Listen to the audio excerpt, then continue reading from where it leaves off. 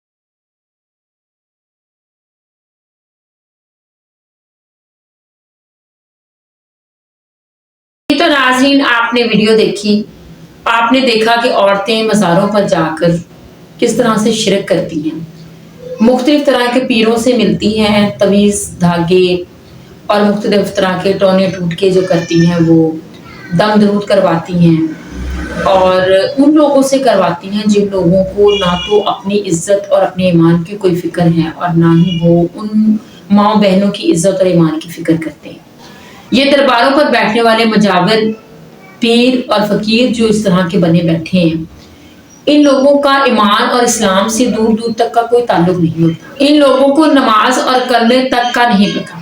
ये चीज़ें जो हमारी ईमान की बेस हैं, ये इन चीज़ों से नावाकिफ होते हैं।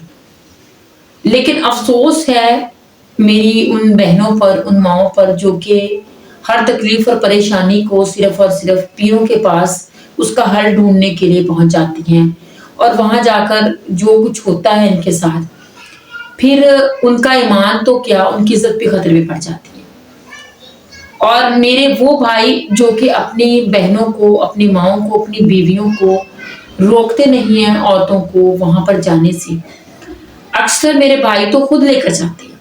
और इस कदर फाशी है इस तरह के अड्डों पर, इस तरह के मज़ारों पर, इस तरह के दरबारों पर, इस तरह के जो लोगों ने अपने छोटे छोटे एक दरबार और छोटे छोटे अपने पीरी मुरीदी के अपने जो कारोबार बनाए हुए हैं, ये लोग दूसरों को तेजी से गुमराह कर रहे हैं। और ये गुमराही हमारे माशरे में बहुत ही ज्यादा आम है, बहुत ज्यादा ये चीज जो है ये फैल रही है तेजी से।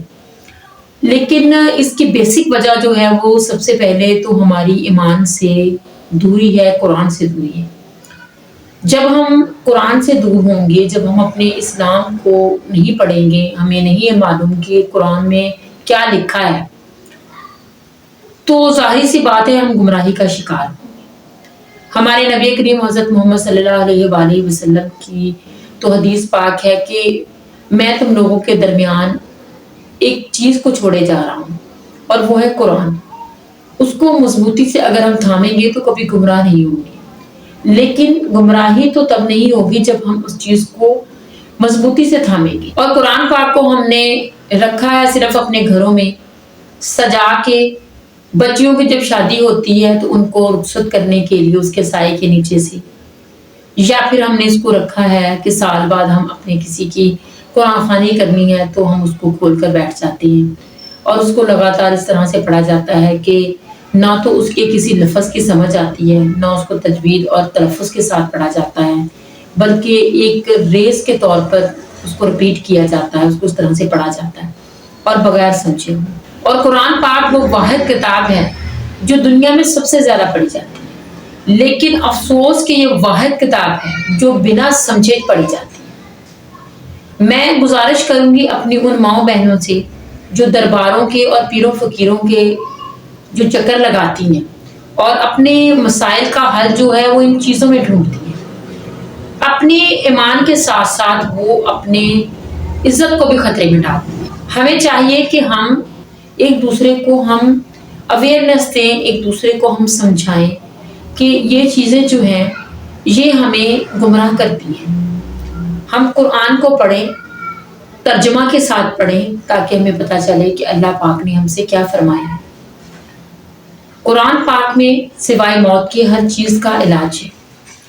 इलाज का मतलब ये नहीं है कि हमने आयतल कुर्सी या हमने सूरत फातिहा को लिखा और उसको अपने गले में डाल दिया, या हमने उसको लिखा और उसको पानी में घोल कर पी लिया। शफा का मतलब हम उन लोगों ने उल्टा ले लिया। खासकर ये जो मुख्तलिफ तरह के फ़िरके बने हुए हैं और इनके जो आलिम दीन हैं जो हमें दीन समझाते हैं, उन लोगों ने हमें गलत रास्ते पर डाल दिया। कुछ का कहना तो ये है कि कुरान पाक को तर्जुमा के साथ पढ़ेंगे तो हम गुमराह हो जाएंगे, और कुछ आलिम इस तरह के हैं कि उनका कहना है कि किसी आयत को अगर हम लिख कर पी लें तो शफा है, अगर हम किसी आयत को घर में लटका लें तो शफा है। हमने कुरान पाक को एक हद तक लिया है। कुरान पाक हमारे लिए शफा तब है जब हम इसको पढ़ेंगे, इस पर अमल करेंगे। लेकिन मेरी माएँ और बहनें इस तरफ जाने की बजाय, अपनी नमाजों की पाबंदी करने की बजाय वो पीरों के चल पड़ती हैं। मैं अक्सर इस तरह की चीज़ों को जब देखती हूँ तो बहुत अफसोस होता है उन औरतों पर कम और उन मर्दों पर ज़्यादा जो घर के हुक्मरान हैं।